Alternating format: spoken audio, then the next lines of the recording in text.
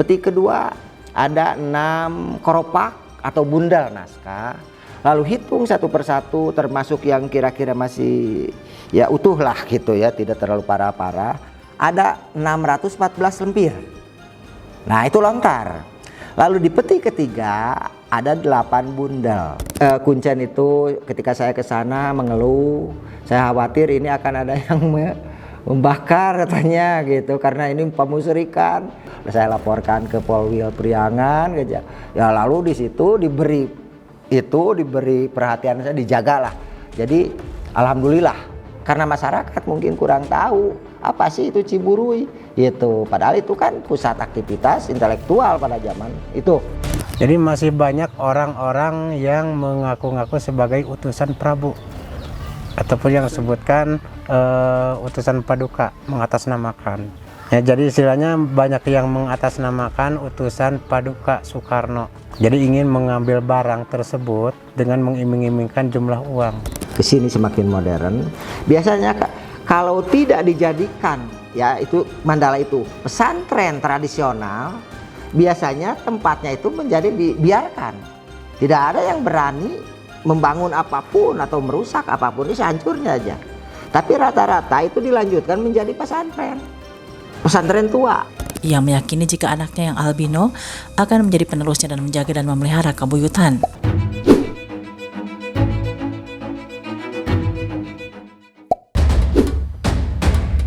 Secara historis, Kabuyutan Ciburui merupakan situs yang berkaitan dengan kerajaan-kerajaan Sunda kuno. Diperkirakan ada sejak abad ke-7 hingga abad ke-16. Banyak situs-situs Kabuyutan di daerah ini memiliki kaitan erat dengan perkembangan dan kehidupan masyarakat Sunda pada masa lalu. Beberapa peninggalan yang ditemukan di situs ini menunjukkan adanya aktivitas budaya dan spiritual yang mendalam, yang melibatkan masyarakat dalam berbagai tradisi dan kepercayaan. Narasumber dalam video ini adalah Bapak Nana Suryana yang merupakan juru pemelihara Kabuyutan, dan Bapak Dr. Andes Dr. Undang Darsa Filolog dari FIB Unpad yang akan menjelaskan seperti apa Kabuyutan ini.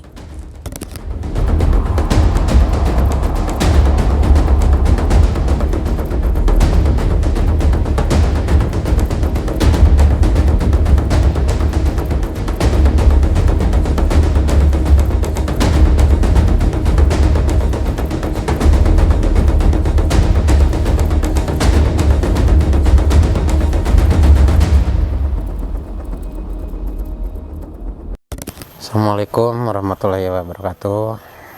Perkenalkan, saya sebagai juru pelihara di situs Kabuyutan Ciburui ini. Yang saya jaga di sini ataupun yang saya tanggung jawab di sini itu menunggu ataupun menjaga sejarah-sejarah yang ada di situs Kabuyutan Ciburui ini. Secara administratif, Kabuyutan Ciburui terletak di Desa Pamalayan, Kecamatan Bayongbong, Kabupaten Garut, terletak di sebuah perbukitan di kaki Gunung Cikuray. Situs ini memiliki luas sekitar 2 hektar dengan bangunan dan peninggalan sejarah yang beragam, termasuk naskah-naskah kuno dan benda-benda cagar budaya. Di situs ini terdapat rumah adat seperti Bumi Padaleman atau tempat penyimpanan naskah kuno, daun lontar, dan nipah. Lalu Bumi Patamon, tempat penyimpanan senjata seperti keris, kujang, dan trisula, serta alat kesenian goong renteng. Dan tentu juga ada lumbung padi atau leit, tempat menyimpan makanan terutama padi. Berikut ini adalah penjelasan dari Kang Ujang yang akan menjelaskan beberapa tempat yang ada di Kabuyutan. Aya gerbang utama atau napi gerbang pertama nu kasebatkeun masukna ke ruang lingkup lokasi situs Kabuyutan Ciburui ieu. Ieu nu kasebatkeun gerbang anu kadua memasuki kawasan hutan larangan. Upami kapungkur disebatna ieu tempat tolab atau napi tempat pendidikan. Nu kasebatkeun sakola, upami ayeuna mah disebatna sareng keagamaan.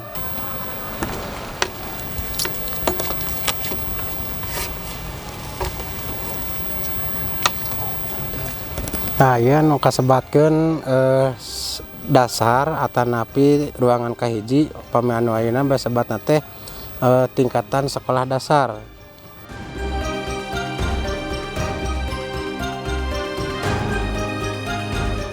Nah, ieu tadi nu disebatkeun tingkat kedua atanapi penerusan tina masalah sekolah dasar atanapi peradaban nu kahiji. Ieu kanggo sebatna teh menengah. Nah, ieu nu kasebatkeun tingkatan keresian yang nu disebatkeun tadi teh ieu salah satunya bangunan atanapi tempat perkumpulan para sanghyang oge dangyang nalika waktos menyawarahkan atanapi mempelajari berbagai ilmu agama ataupun ilmu negara.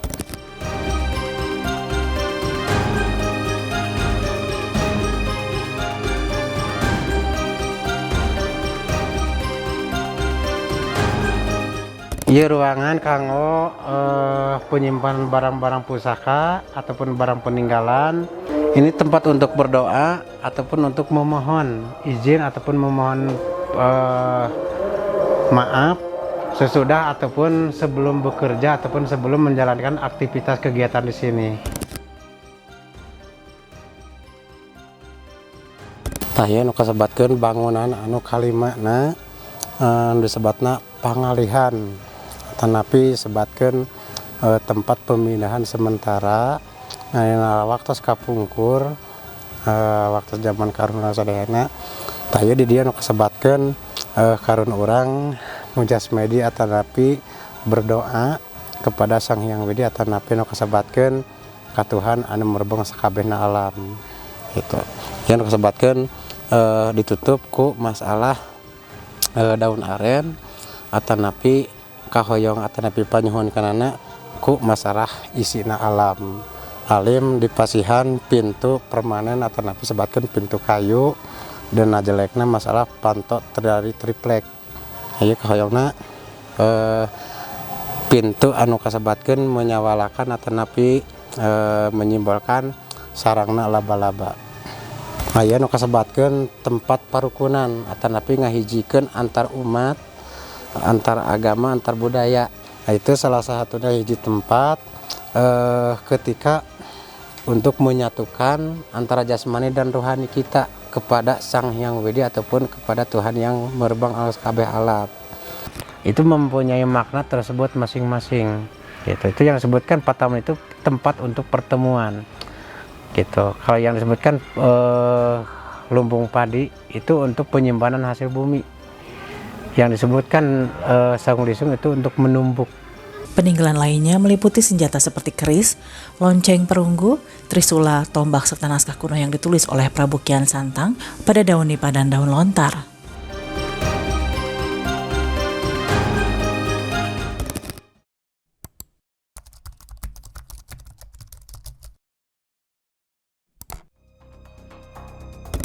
Kabuyutan Ciburuy diyakini sebagai tempat para leluhur atau tokoh spiritual Sunda melakukan meditasi, ritual, dan kegiatan spiritual lainnya. Beberapa sumber menyebutkan bahwa Kabuyutan Ciburuy mungkin telah digunakan sebagai pusat pendidikan spiritual dan kebudayaan pada masa lalu. Tempat ini juga konon katanya sering dikaitkan dengan tokoh-tokoh penting dalam sejarah Sunda seperti misalnya Prabu Siliwangi, raja legendaris dari kerajaan Pajajaran. Kabuyutan Ciburuy pada masa lampau dapat dipastikan merupakan skriptorium Sunda, yaitu salah satu tempat kegiatan kaum intelektual untuk belajar serta mengembangkan berbagai bidang ilmu pengetahuan dalam bentuk tradisi tulis berupa bundelan, naskah-naskah berbahan lontar, dan nipah. Situs Kabuyutan Ciburuy ini adalah salah satu saksi pernah adanya produsen kaum intelektual di Tatar Sunda di masa lalu. Kalau yang disebut nama Kabuyutan di sini itu secara menengahnya. Kalau nama sejarah asli di sini itu dari orang tua ataupun yang ditulis yang di sini itu nama kepanjangannya Susunan Kabuyutan Ciburuy Sri Manganti Panembong.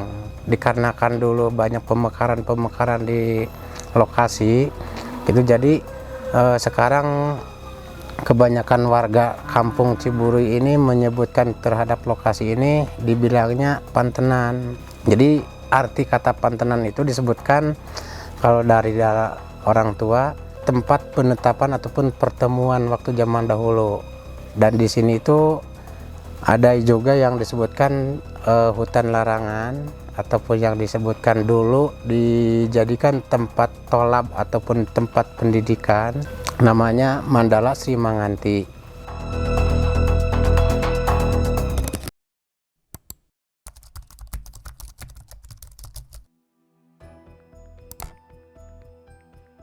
Penelitian terkait Kabuyutan Ciburuy sampai sekarang masih dilakukan oleh berbagai peneliti untuk menggali lebih dalam tentang sejarah dan peran situs ini dalam kehidupan masyarakat Sunda. Beberapa penelitian seperti mengidentifikasi objek-objek penting seperti naskah-naskah Sunda kuno.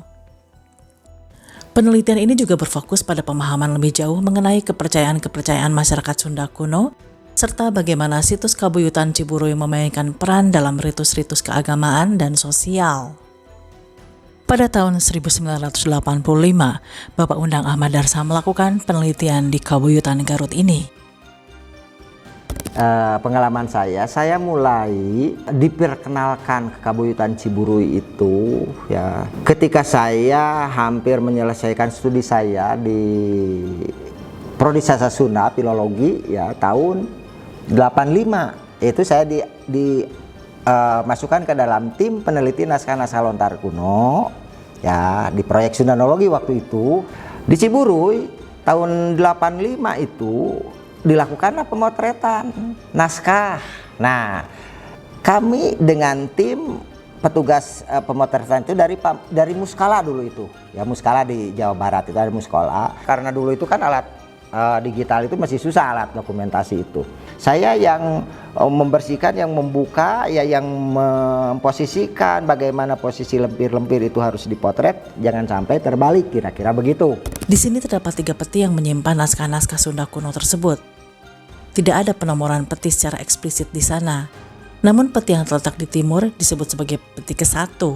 Sementara peti yang terletak di tengah disebut sebagai peti kedua dan peti ketiga yang terletak paling barat. Di Padaleman tempat naskah itu dalam peti, 3 peti. Dulu itu petinya itu peti asli, ada yang bekas gigitan itu orisinil. Sepertinya usianya tidak akan jauh dengan koleksi naskah yang ada di situ. Pada saat itu saya mencatat dari 3 peti itu, peti pertama ya kira-kira ada, karena ada yang masih berkeropak utuh, ada yang tinggal bundelan-bulan yang dijepit dengan bambu. Nah di peti 1 saya catat ada 12 bundelan atau keropak. Dengan jumlah lempir saya hitung ya total ada 520 lempir itu lontar semua. Kemudian saya buka lagi ya dengan tentu saja ekstra hati-hati karena udah lapuk. Peti kedua ada 6 keropak atau bundal naskah. Lalu hitung satu persatu termasuk yang kira-kira masih ya utuh lah gitu ya, tidak terlalu parah-parah. Ada 614 lempir. Nah itu lontar. Lalu di peti ketiga ada 8 bundel. Nah itu ada 116 lempir tapi itu isinya nipah. Ya, naskah nipah itu ya. Salah satunya bicara atau judulnya tentang Sang Hyang Hayu itu di situ, Dharma Patanjala ada ya itu. Dari jumlah total umpamanya tadi peti 3 116, jadi total lempir halaman yang masih bisa dipegang, yang masih utuh ya. Dari sekian itu ada 1732 lempir lontar dan nipah. Cuma lempir-lempir lontarnya sudah tersebar dari bundel misalkan ini ke bundel yang mana gitu. Nah itulah susahnya, beratnya ya meneliti tentang koleksi Kabuyutan Ciburuy Garut itu.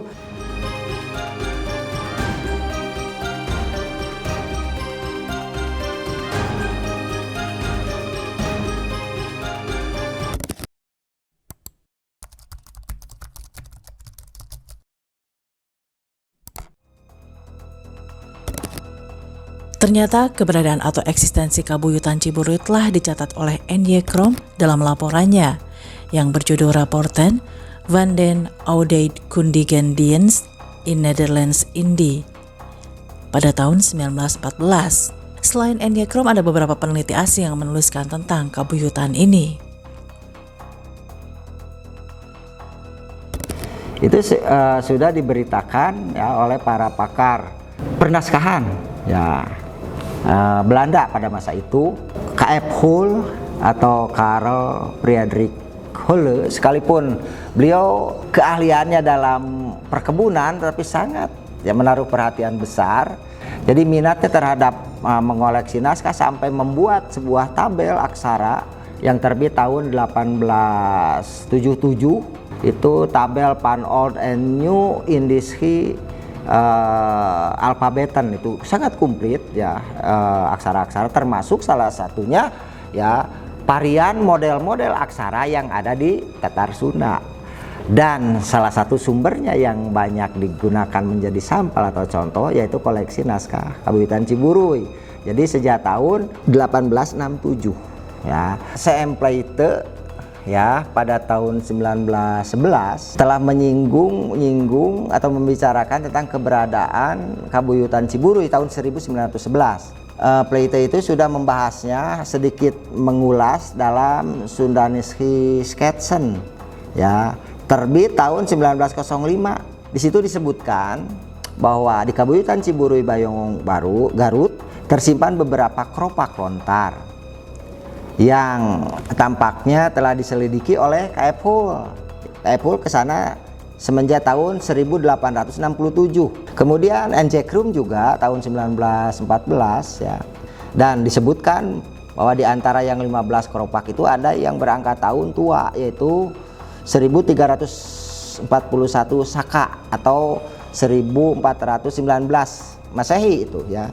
Dan sebagian besar koleksi naskah Kabuyutan Ciburuy itu ya oleh para pakar ya pernaskahan, itu para filolog Belanda itu diambil ya, Siksa Kandang, naskah-naskah Sanghyang Hayu, beberapa naskah itu hampir dari Ciburuy. Bisa dilihat ya dibandingkan dengan keropaknya, dan di Ciburuy tidak dihabiskan.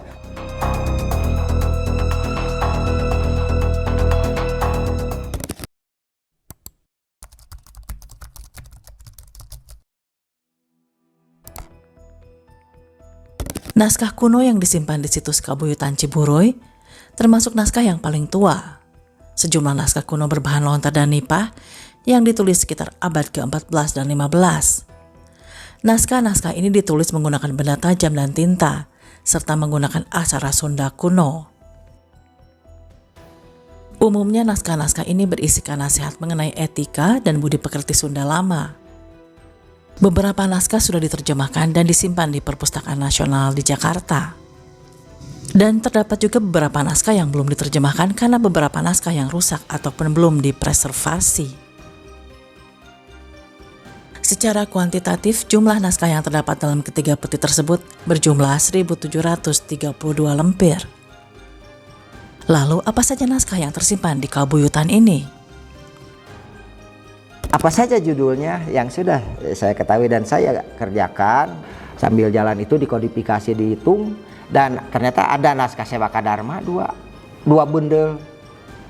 Masih ada Sanghyang Siksa Kandang Karesian, ada Kisah Putra Rama dan Rawana, itu Sunda kuno masih ada, sekalipun itu sudah tersebar dalam bundel-bundel lain. Lalu Sanghyang Hayu tadi ya masih ada dalam itu dua, tapi sudah sangat rusak gitu.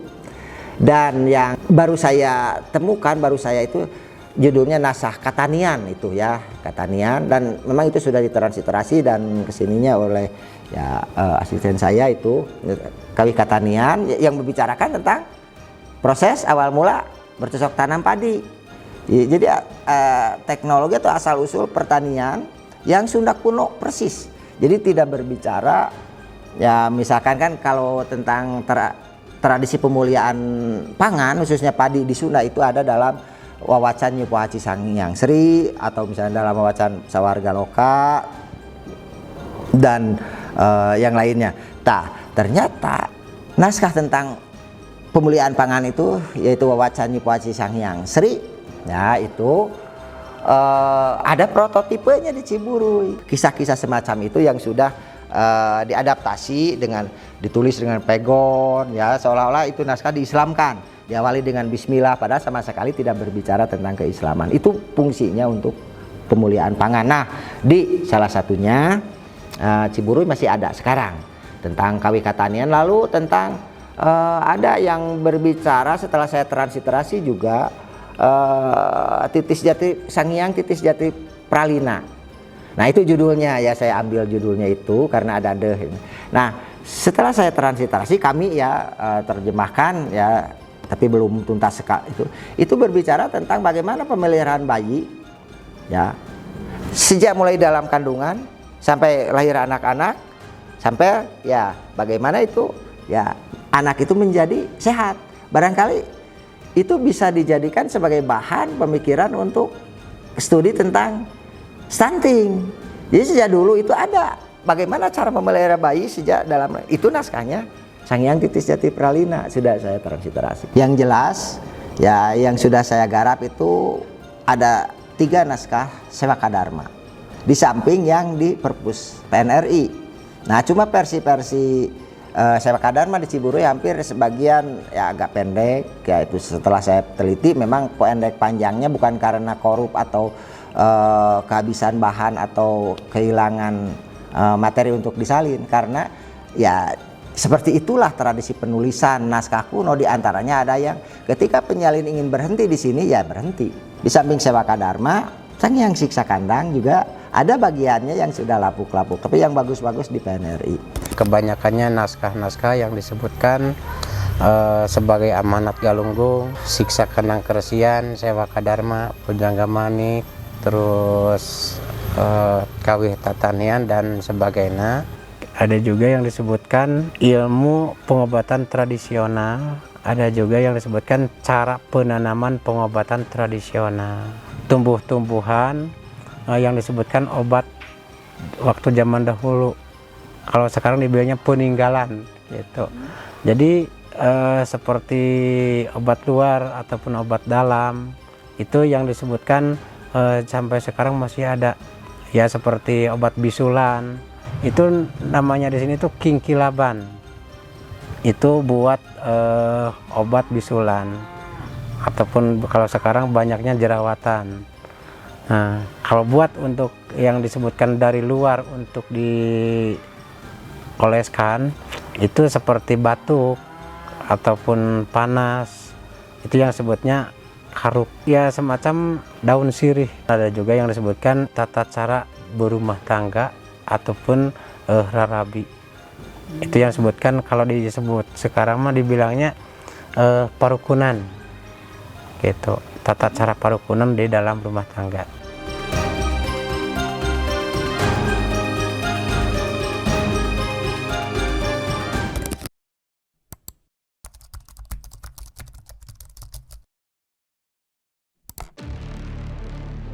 Nah berikutnya ketika ada berita ini bahwa Kuncen itu ketika saya ke sana mengeluh, saya khawatir ini akan ada yang membakar katanya gitu karena ini pemusyrikan.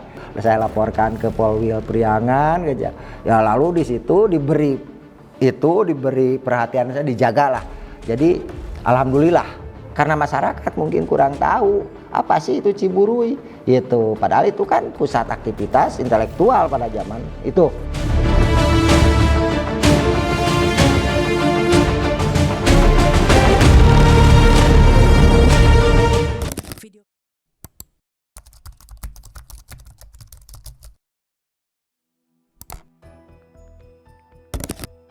Naskah kuno merupakan benda cagar budaya yang perlu untuk dilestarikan.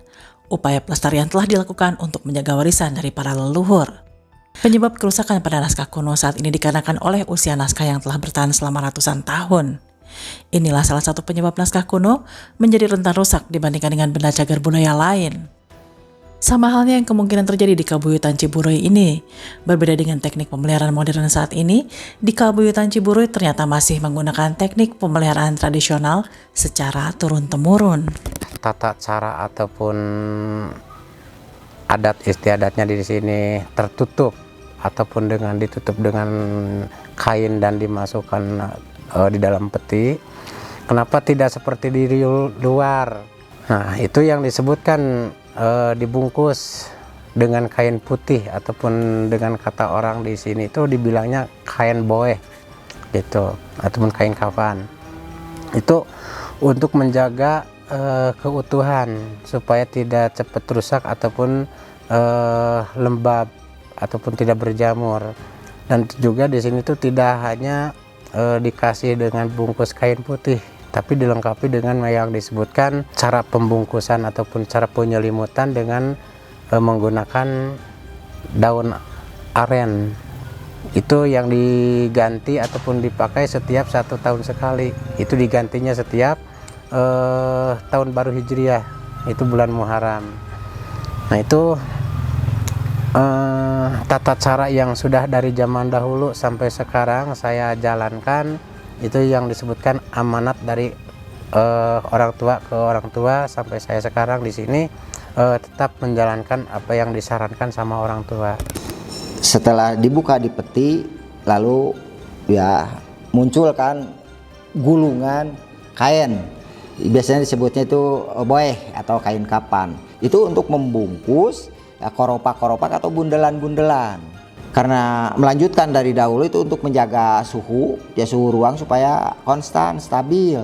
Sementara kalau dalam aturan kan saya tidak begitu tahu tentang bagaimana cara mengoleksi, tapi suhu ruang itu biasanya antara 21 derajat Celcius. Nah, jadi saya tanya kenapa ini harus dibungkus dengan kain kapan? Supaya ya ibarat kalau musim dingin tidak kedinginan, musim panas juga tidak cepat tergas. Jadi kuncen itu sudah tahu seperti itu gitu. Jadi ketika saya tanya tidak berbicara tentang mitos-mitos berapa lapis berapa, yang penting ini ya harus dibungkus seketat mungkin, itu salah satunya. Kalau ada upacara seba itu semua dianginkan kan, lalu dipindahkan ke sebuah bangunan yang di belakang ya dari itu katanya dalam upacara seba. Lalu diganti untuk peti nomor 2 atau 3 ya tidak pakai kain kapan itu kan, dengan anyaman daun kelapa muda. Nah, itu harus diganti tiap tahun, dan itu salah satu amanat yang tidak boleh diganggu gugat. Tapi alasan dia ini kan ganti simbut kan, ganti selimut gitu. Padahal kalau dari situ rentan sekali kan, itu kelembaban daun kelapa muda nanti dibungkuskan itu akan semakin parah. Makanya sebagian lontar dan nipah itu sudah lapuk-lapuk gitu kan, beda dengan yang pakai kain kapan. Tapi ya itulah ketaatan seorang kuncen terhadap tradisi leluhur, karena secara mitos ya walau alam dia tidak ingin mengubah itu.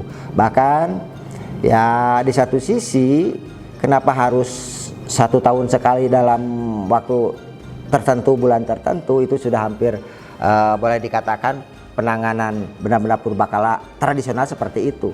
Ya kita maklumi itu untuk menjaga ya kelestariannya.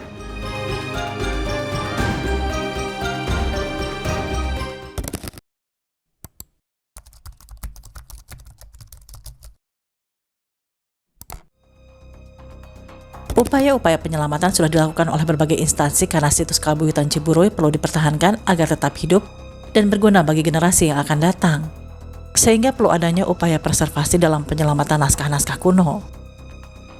Sementara hambatan yang dihadapi pada pelaksanaan kegiatan preservasi yaitu kebijakan yang belum tertulis, finansial sebagai pemenuhan kebutuhan dana pada pelaksanaan kegiatan preservasi, alat pendukung tambahan, dan kepercayaan adat.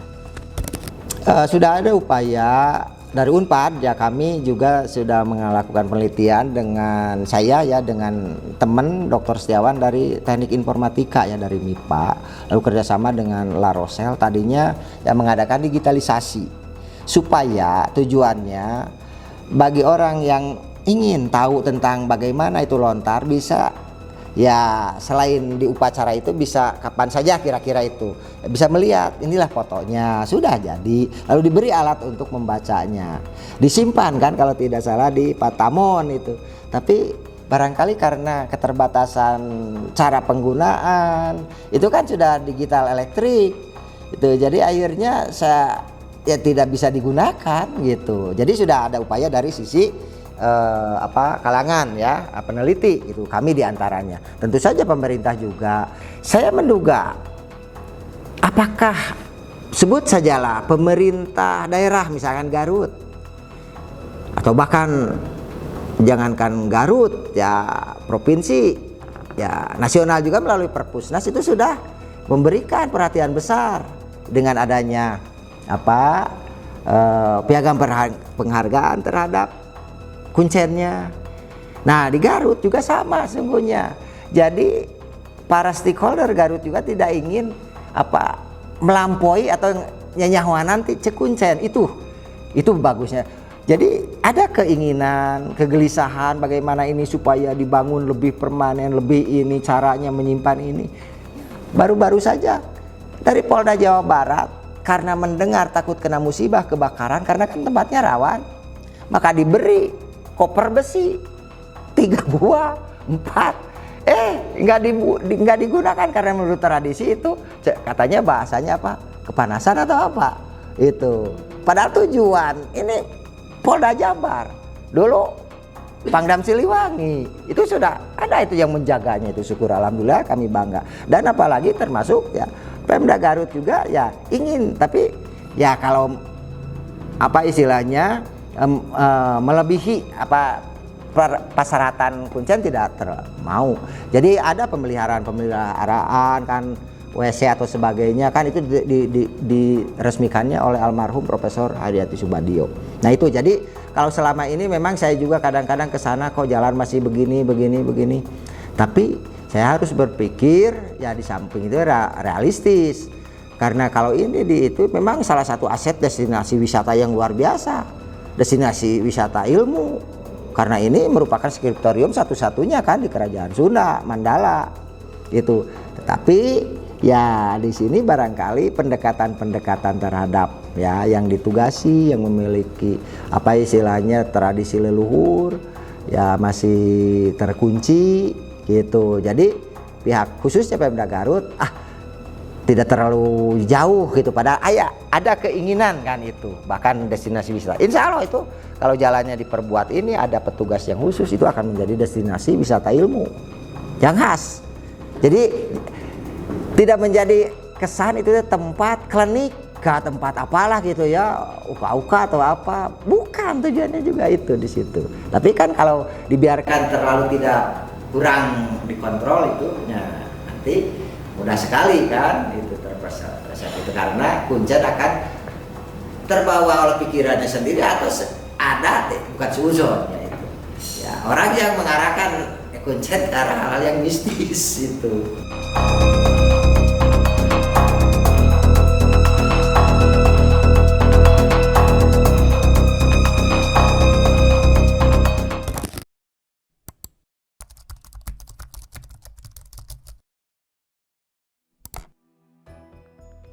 Bukan hanya naskah lontar yang tersimpan di situs ini.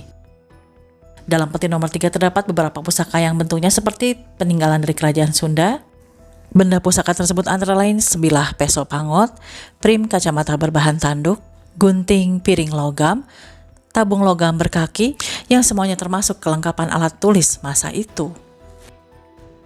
Nah itu yang disebutkan peralatan ataupun yang disebutkan senjata ataupun yang disebutkan barang pusaka waktu zaman dahulu itu yang disebutkan simbolasi yang diintikan untuk kebersamaan. Itu yang disebutkan pegangan waktu zaman leluhur-leluhur kita memperbayangkan masalah peradaban.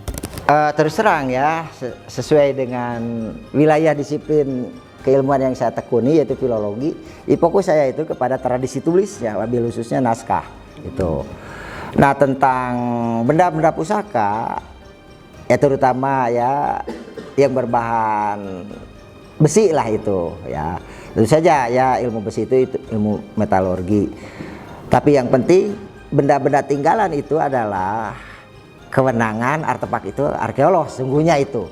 Tetapi kalau boleh saya ikut ya sedikit memberikan tafsir kehadiran keberadaan benda-benda pusaka tersebut ya di samping atau di satu petikan dengan naskah-naskah lontar ada trisula kan. Nah, trisula yang runcing, trisula yang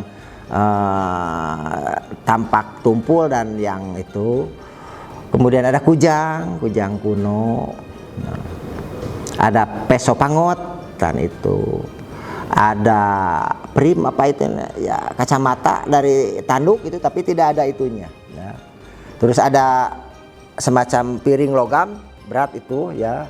Terus ada yang seperti itu kaki tiang itu dari logam. Nah, saya dapat mengelompokkannya trisula, kujang, simbol-simbol apa istilahnya legitimasi dari pihak pemerintah kalau saat ini.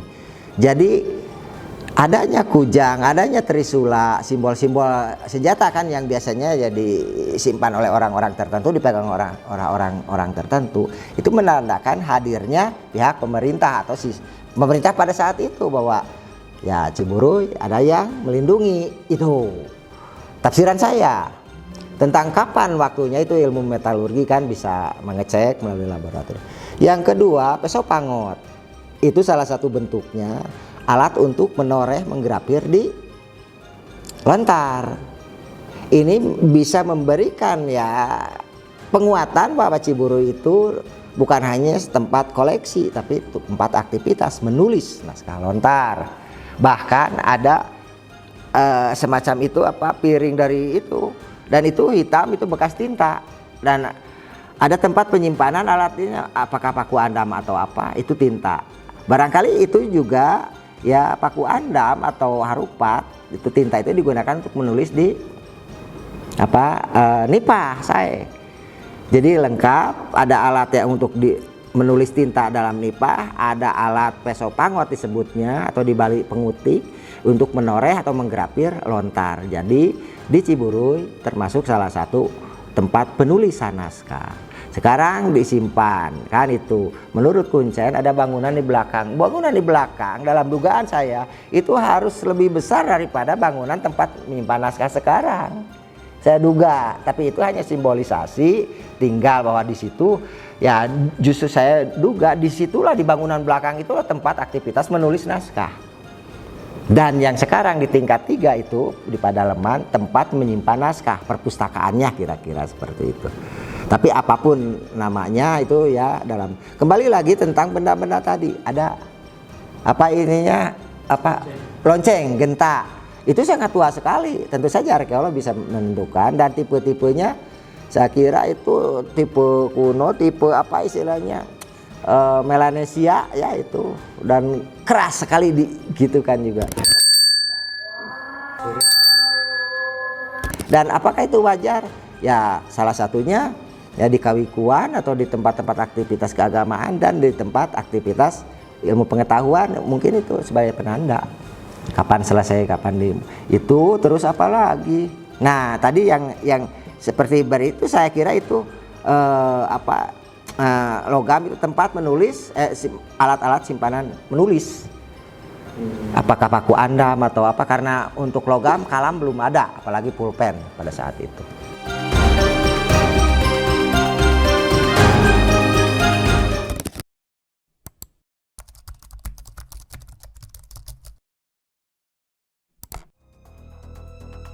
Pemberontakan DITII di Jawa Barat yang dipimpin oleh Kartosuwiryo pada tahun 1949 ikut andil dalam pengerusakan situs-situs tua di Jawa Barat. Karena gerakan ini di beberapa tempat bergerak secara radikal. Alasan inilah yang kabarnya menyebabkan juru pemelihara di masa itu menyimpan naskah di dalam tanah dengan tujuan melindungi naskah tersebut agar tidak rusak. Kabar tentang naskah-naskah lontar Ciburuy ya pernah disimpan di dalam semacam keramik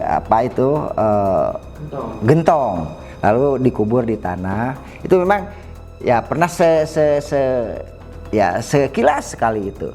Nah kalau itu menjadi bahan pertanyaan, saya duga ya itu bukan sesuatu dalam rangkaian proses pemeliharaan rutin, tapi itu cenderung ke arah lebih pengamanan dari terjadinya musibah kerusakan.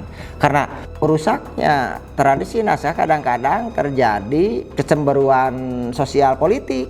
Barangkali karena di Garut pernah terjadi suatu situasi politik yang kurang kondusif sehingga benda-benda tinggalan budaya yang sebut saja lah ya kan, pemberontakan DITI kan diantaranya itu kan salah satu yang dikenal, itu markasnya di Garut itu. Nah maka ketakutan itu menjadi sasaran perusakan, maka barangkali yaitu diamankan dengan cara dikubur. Dan hal ini pernah saya menerima naskah dari seorang tokoh ya masyarakat ya, itu yang pemegang naskah ya, memberikan naskah kepada saya dalam kresek, dalam kantong kresek hitam, tapi sudah tidak berupa naskah, cuma hitam aja, hitam ngeblank. Ini apa? Ini dulunya naskah dikubur waktu zaman Gorombolan katanya, karena takut kalau misalkan ini tidak rela kalau harus dibakar, maka kami dikubur lalu diberi ya, disamarkan ini makam bayi. Nah dalam beberapa tahun yang lalu baru dibuka gitu, ingat bahwa di situ kuburan naskah ternyata sudah rusak. Nah barangkali itulah ya salah satu fakta ya rusaknya naskah ya, di samping tadi musibah alam, kebakaran, banjir, lalu kecoa, lalu proses penyimpanan dan situasi politik, sentimen keagamaan tertentu. Hubungannya tadi bahwa sebagian naskah-naskah Ciburuy ketika pihak ahli-ahli naskah zaman kolonial itu Plaite, Holle, Enjekrum kan pernah mengambil sebagian kan di Perpusnas masih baik. Saya kira dan saya duga ya, kenapa yang di Ciburuy begitu rusak, sudah rusak begitu ya, ketika waktu itu tahun 1867 umpamanya sekitar abad 19-an gitu, itu kan belum ada konflik politik DITI, jadi naskah masih sebut saja umpamanya itu ya, akibat kenapa dikubur itu kira-kira seperti itu pasti sama. Dan Belanda itu, pihak Belanda itu mengambil sebagian, jadi yang ditinggalkan masih bagus, yang diambil ke Perpusnas masih bagus. Tapi kenapa sekarang pengerusakannya atau proses rusaknya lebih cepat? Nah barangkali itu pernah dikubur dalam gentong untuk menghindarkan dari musibah kehancuran naskah akibat ya sentimen agama atau konflik politik tertentu. Setelah aman, nah mungkin kapan? Nah itu bisa ditelusuri dari jejak sejarah. Barangkali itu penting disampaikan ya, jadi jangan sampai kok yang diambil ke Perpusnas yang bagus-bagus, kalau yang ditinggalkan jelek gitu. Nah sepertinya ini jawabannya.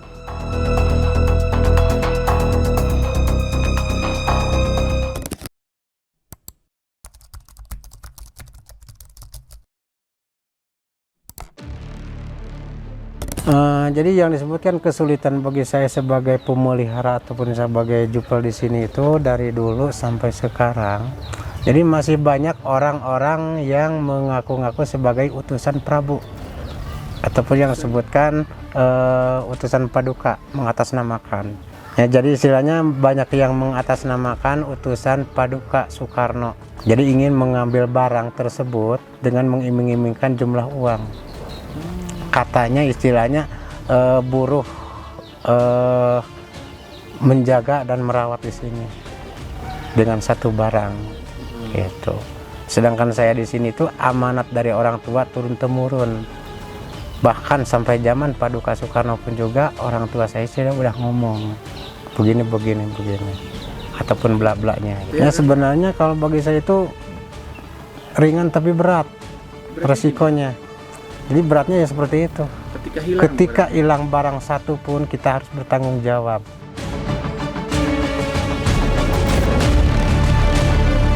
Dari wawancara yang dilakukan dengan Kang Ujang, ia meyakini jika anaknya yang albino akan menjadi penerusnya dan menjaga dan memelihara kabuyutan.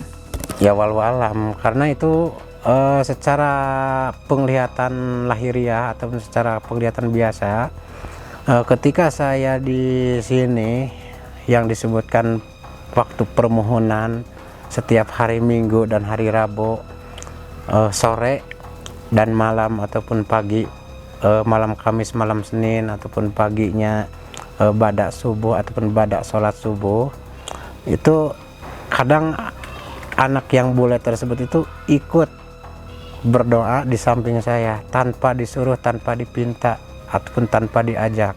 Itu yang disebutkan kadang-kadang itu. Jadi kayak orang yang sudah tahu yang disebutkan masalah doa-doanya. Jadi supaya seperti orang itu komat kamit yang membacakan mantra-mantra ataupun doa-doa tersebut. Yang unik dari desa ini adalah adanya sebutan kampung bule karena adanya 5 pasang albino, yaitu 5 laki-laki dan 5 perempuan albino yang tinggal di sana. Yang mitosnya jumlah ini tidak akan bertambah atau berkurang. Jadi jika ada satu albino meninggal, maka selang beberapa waktu albino baru akan lahir. Dan anak-anak albino ini kadang tidak lahir dari orang tua yang albino juga. Orang albino dari kampung Ciburuy memiliki perbedaan yang menonjol dibanding warga lainnya. Mereka berkulit putih pucat, berambut pirang hingga wajahnya putih kemerahan. Karena berperawakan seperti orang asing, beberapa albino yang tinggal di kampung ini disebut-sebut sebagai keturunan Sunda Walanda atau Sunda Belanda yang dulu hidup di Ciburuy.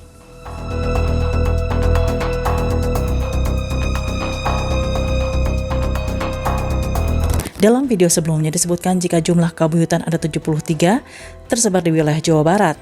Namun sekarang hanya satu yang tertinggal, yaitu Kabuyutan Ciburuy Garut.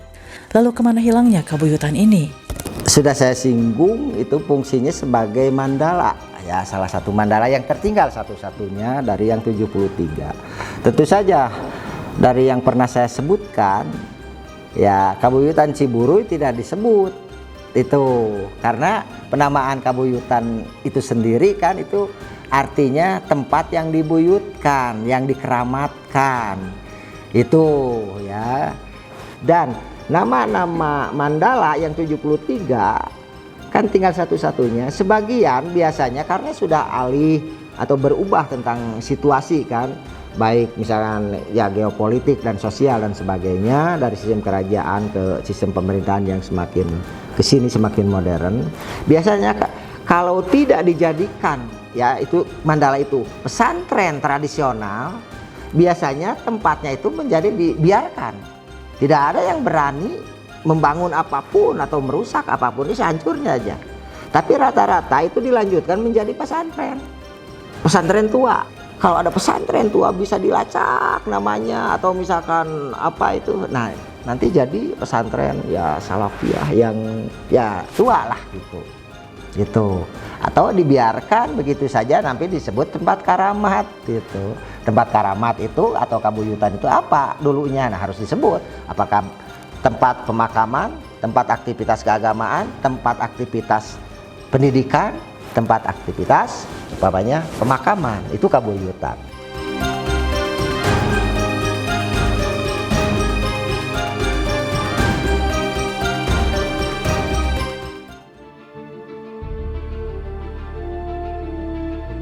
Setiap hari Rabu minggu ketiga bulan Muharram selalu diadakan upacara seba.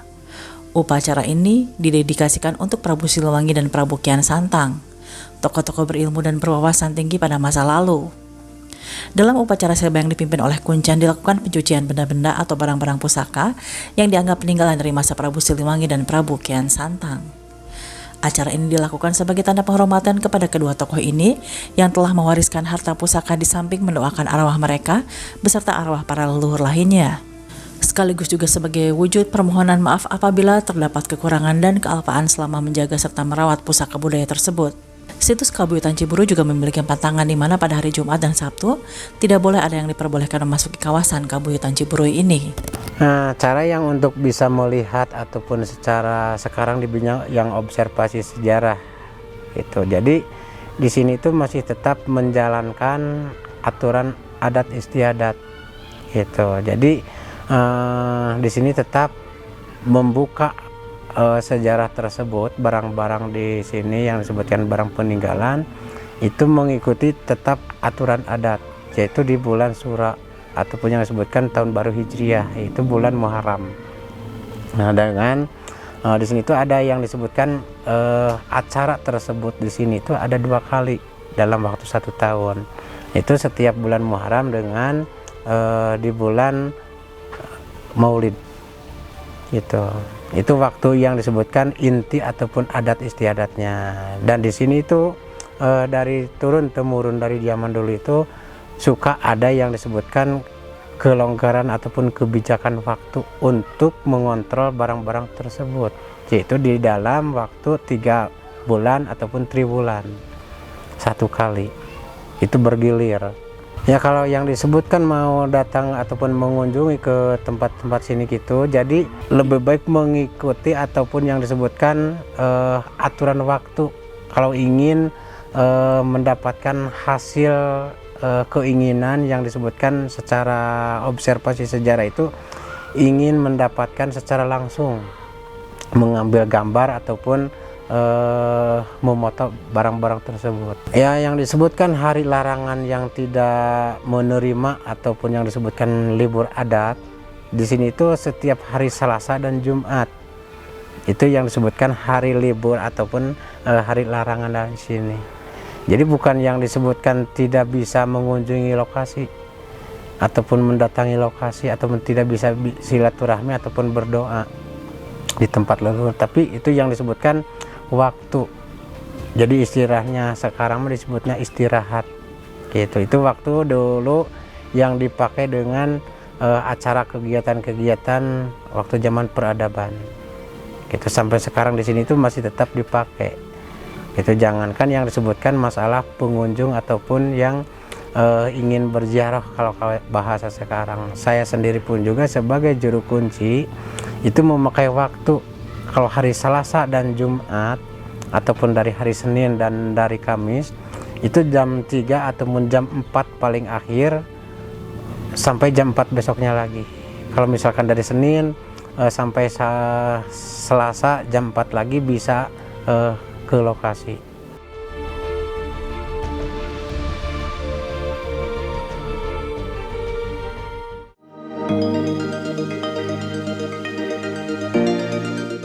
Bagi sebagian kalangan masyarakat, terutama yang berpikir tentang eksistensi Sunda, karena ini akan memberikan jejak-jejak benang merah sejarah eksistensi Sunda.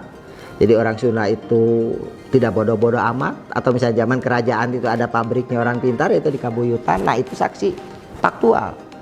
Nah seharusnya kita sebagai orang khususnya Sunda, ya baik pemangku, stakeholder atau semua kalangan akademis, semua itu ya ikut bangga dan mencoba memikirkan harus bagaimanakan tindak lanjutnya. Itu apakah misalkan Kabuyutan yang lain kan belum tentu misalkan direkonstruksi, tapi yang satu-satunya ini yuk sama-sama ya direkonstruksi. Di situ bukan hanya tempat penyimpanan naskah. Kenapa tidak sekarang ada keinginan dari generasi muda untuk melakukan proses penyalinan naskah-naskah lontar kuno? Dan kenyataan ini harapan saya yang saya katakan ternyata sudah ada komunitas masyarakat Sunda sekarang yang sadar, saya tidak peduli apapun ingin menyalin. Itu Kang Ino dan kawan-kawan. Naskah cerita parang lontar mencari sendiri nipanya ya komunitas saja itu yang benar-benar cinta. Itulah kebanggaan saya. Kenapa itu tidak ditradisikan, tidak merusak naskah, tidak merusak itu cuma kalau misalnya ini menyalin dari naskah Ciburuy, kalau misalnya kelihatan tanggal sekian atau tidak kelihatan juga, sebutkan salinan itu selesai ya tanggal berapa. Nah itu yang pentingnya salinannya gitu. Adapun misalnya itu belum ketemu, nanti itu mah ya jadi bahan penelitian. Nah, jadi disinilah belajar kembali kepada aksara Sunda, keterampilan sebagai kebanggaan. Salah satu kebanggaan orang Sunda itu kan ngomong bahasa Sunda dan punya aksara gitu. Aksaranya untuk mereka bahasa Sunda atau bahasa lain. Oh itu aksara apa? Aksara Sunda ada di Jepang. Oh itu aksara apa? Aksara Cina ada di Indonesia kan? Itu. Nah itu salah satu bahasa dan aksara itu dah. Dan sekali lagi, nah daripada itu kenapa nanti misalkan itu daerah destinasi wisata ke sana ya dikelola dengan manajemen yang bagus, dengan tidak ya tradisi tetap dijaga tetapi modernisasi ya itu dilakukan. untuk generasi-generasi sekarang. Mumpung masih ada itu Ciburu itu, yuk kita bareng. Jadi di sini kita jangan ada kesan, oh ada pemerintah tidak perhatian, oh ada tidak. Pemda Garut itu sudah besar perhatiannya, Pemda Jawa Barat juga sudah, ya tinggal yuk bagaimana kita bareng dari perguruan tinggi, dari komunitas, dari Pemda, yuk itu ya intinya demi memperlihatkan eksistensi Sunda jeung kesejahteraan masyarakat.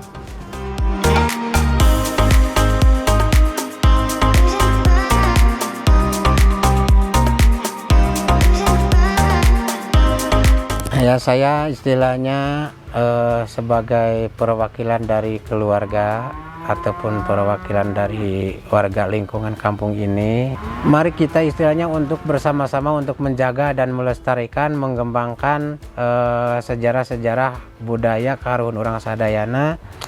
Kita untuk giat untuk menjaga dan menyebarkan dan melestarikan jati diri kita semua.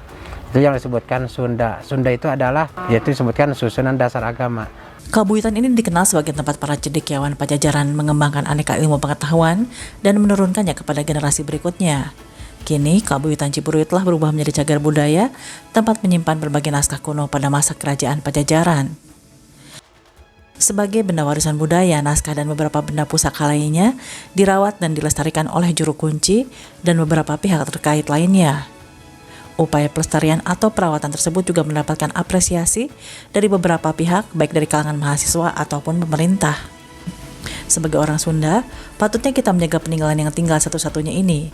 Jika suatu hari rusak dan hancur jugalah sejarah penting peradaban Sunda. Oleh karena itu, mari sama-sama merawat, menjaga dan melestarikan peninggalan Sunda ini. Jadi, akang-akang dan tete-tete jangan lupa follow, subscribe ke akun Angelique Baolina untuk tahu wisata seputar dan budaya Indonesia. Hatur nuhun atas nonton, dadah!